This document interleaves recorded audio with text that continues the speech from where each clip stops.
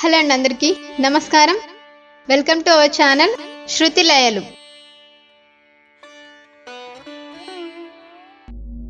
ఓం శ్రీ పరమాత్మనే నమః. Welcome to our channel శృతి లయలు. అందరికీ నమస్కారం. సౌందర్య లహరి రచన ఆదిశంకరాచార్యులు. చదువుతుంది శృతి. ఇక ఆలస్యం చేయకుండా ఇవాల్టి ఎపిసోడ్ మొదలు పెడదాం. పరమాత్మ స్వరూపాన్ని మీలోకి ప్రవేశపెట్టి భగవంతుని అనుగ్రహం మీ యందు ప్రసరించడానికి హేతువయ్యేటట్టు భగవత్ సంబంధమైన భాషణమేది ఉందో అది మాత్రమే మీకు పుష్టిని ఇస్తుంది. అందుకని కేవలం తీయగా ఉంటే సరిపోదు, అది లోపలికి వెళ్ళి బలమివ్వాలి. పసిపిల్లలకు తల్లి పాలు పడుతుంది, ఆ పాలు లోపలికి వెళ్ళి జీర్ణమవ్వాలి. జీర్ణమవ్వకపోవడం అన్నది ఉండదు.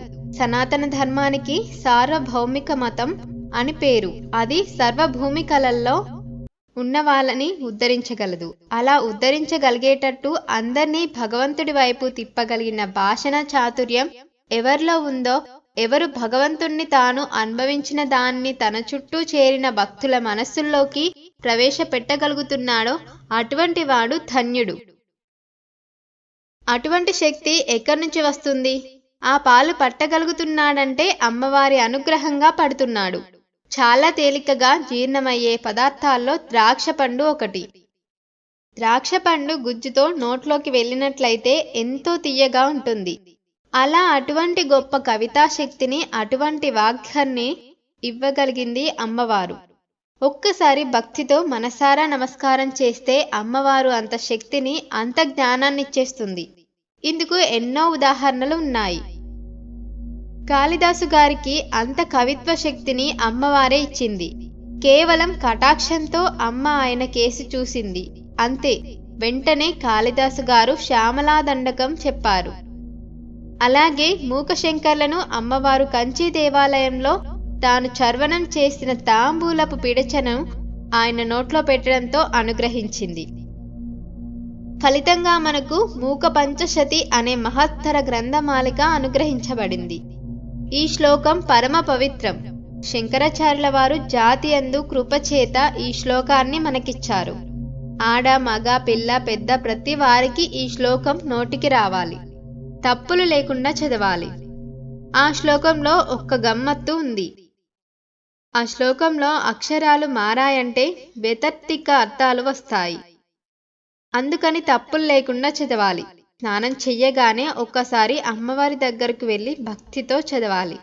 రోజు పిల్లలకి చదవడం నేర్పినట్లయితే మీరు 1,00,00,000 రూపాయలు ఇచ్చి మీ మనవడిని రక్షించడం కన్నా ఈ ఒక్క శ్లోకాన్ని నేర్పినట్లయితే వాడి జీవితం అంతటినీ రక్షించిన వారవుతారు.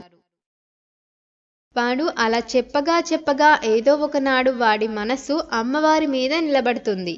ఆనాడు అమ్మ కృప వాని యందు ప్రసరిస్తుంది. అమ్మ అనుగ్రహం కలిగిందంటే వాడు ఏ స్థితికైనా వెళ్ళవచ్చు.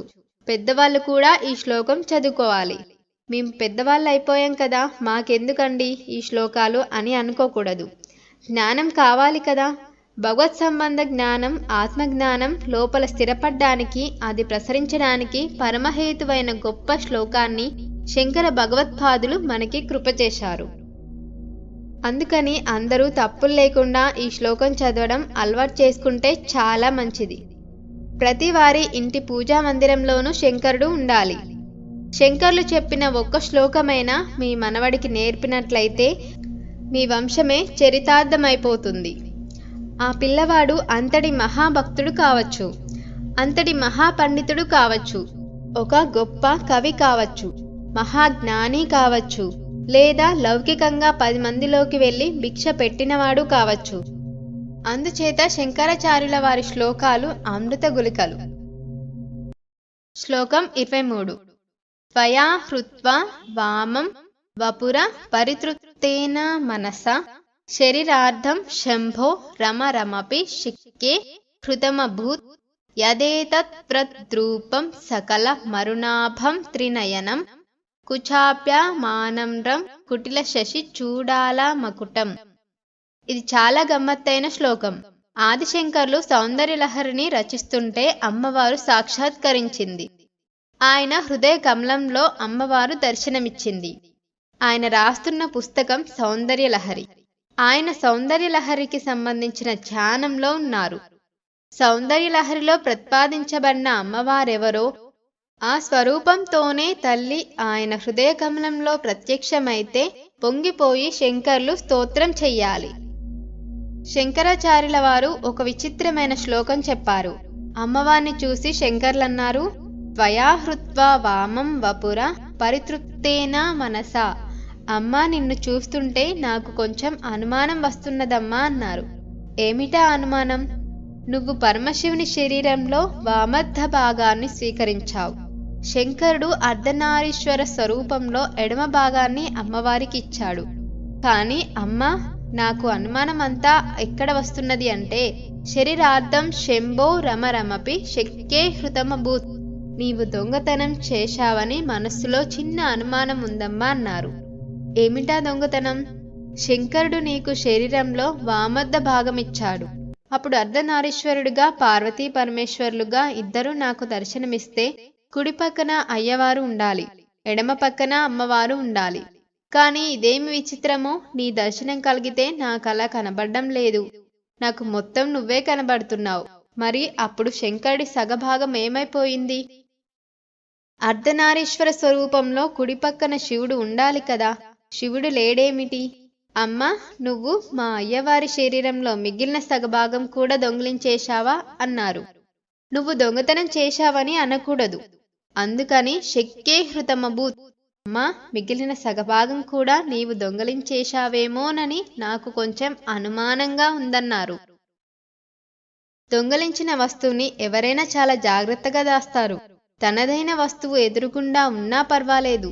ఇంకొకరి వస్తువుని దొంగలించి ఇంట్లో ఎదురుగుండా పెట్టినట్లయితే, ఆ వస్తువు గురించి తెలిసి ఉన్నవాళ్ళు ఎవరైనా వచ్చినట్లయితే ఈ వస్తువు వారిది కదండి అని అడుగుతారు.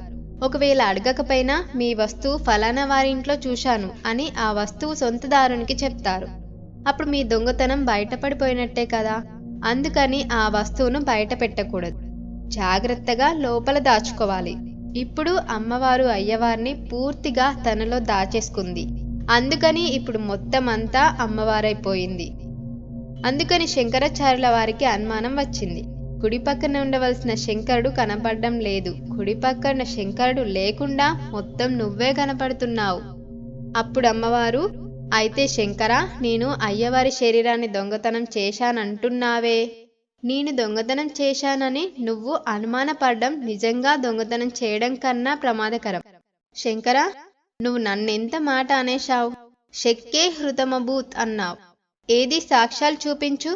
నేను తస్కరించాననడానికి ఏమిటి సాక్ష్యం? నన్ను అంత మాట అనడమే అంది. వెంటనే శంకరాచార్యుల వారన్నారు, అమ్మా, నేను సాక్ష్యాలు లేకుండా అంత తేలికగా మాట్లాడతానని అనుకుంటున్నావా? నా దగ్గర 3 సాక్ష్యాలున్నాయి. ఇవి శంకరుడికి మాత్రమే ఉండవలసిన వస్తువులు. అవి నీ దగ్గరికి ఎలా వచ్చాయి అన్నారు. ఏమిటా వస్తువులు? యదేతత్వద్రూపం సకల మరుణాభం. అమ్మా, శంకరుడు తెల్లగా ఉంటాడు, నువ్వు ఎర్రగా ఉంటావు. శంకరుని సగభాగం అంటే సగభాగం తెల్లగా కనపడాలి కదా. కాని అలా కనపడడం లేదు, అంతా ఎర్రగా కనబడుతున్నది. అంటే ఇప్పుడు శంకరుని శరీరం ఏది? నువ్వు తీసేసుకున్నావు కదా, అందుకే కదా మొత్తం ఎరుపైపోయింది. ఇది నా దగ్గర ఉన్న మొదటి సాక్ష్యం. రెండవది త్రినయనం. శంకరునికి మాత్రమే 3 కన్నులుంటాయి. ఇప్పుడు నీవు నాకు 3 కన్నులతో కనపడుతున్నావు. నీకు 3 కన్నులు ఎలా వచ్చాయి? 3 కన్నులతో కనపడుతున్నావు కాబట్టి మా స్వామి శంకర్ల 3వ కంటిని కూడా నువ్వు దొంగలించావేమోనని నేను అనుమానిస్తున్నాను. ఆ శంకరుడికి మాత్రమే ఉండవలసిన 3 కన్నులు నీ దగ్గరికి ఎలా వచ్చాయి? వీటన్నిటికన్నా నా దగ్గర బలవత్తరమైన వేరొక సాక్ష్యం ఉంది. నువ్వు మా స్వామి కలిసి అర్ధనారీశ్వర స్వరూపంగా నాకు దర్శనమిస్తే ఎడమ పక్కన అమ్మవారికి సంబంధించిన ప్రధానమైన గుర్తు మాతృత్వ సూచకంగా వక్షోజం కనబడాలి. కుడి పక్కన పరమశివుడిది పురుష శరీరం కాబట్టి హృదయస్థానం భిన్నంగా కనబడాలి.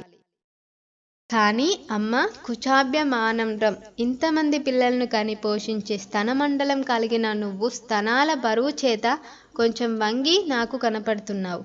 మరి శంకరుడి సగభాగం ఏది? నాకు మొత్తమంతా నువ్వే కనబడుతున్నావు. నువ్వు శంకరుని సగం శరీరం పుచ్చేసుకున్నావనడానికి ఇంకొక సాక్ష్యం కూడా చెప్తాను. కుటిల శశి చూడాల మకుటం. కుటిల శశి సన్నటి రేఖ వలె కనబడే చంద్రుడు శుక్లపక్షంలోకి విదియ నాటి చంద్రుడు మనకలా కనబడతాడు.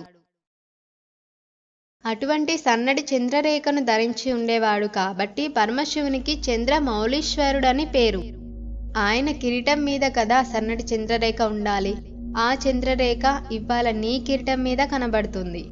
ఇప్పుడు శంకరుడికి సంబంధించిన ఈ వస్తువులన్నీ నీ దగ్గరకు వచ్చేశాయి. ఆయన 3 కన్నులు నీ దగ్గరకు వచ్చేశాయి. ఆయన కిరీటం మీద ఉన్న చంద్రరేఖ నీ దగ్గరకు వచ్చేసింది. ఆయన తెల్లటి శరీరం కనబడడం లేదు. నీ శరీరం అంతా మొత్తం ఎర్రగా అయిపోయింది. పురుష చిహ్నాలతో ఉండవలసిన శరీర సగభాగం పూర్తి స్త్రీ చిహ్నాలతో కనబడుతుంది. ఇంతకన్నా ప్రబలమైన సాక్ష్యం ఏం కావాలి?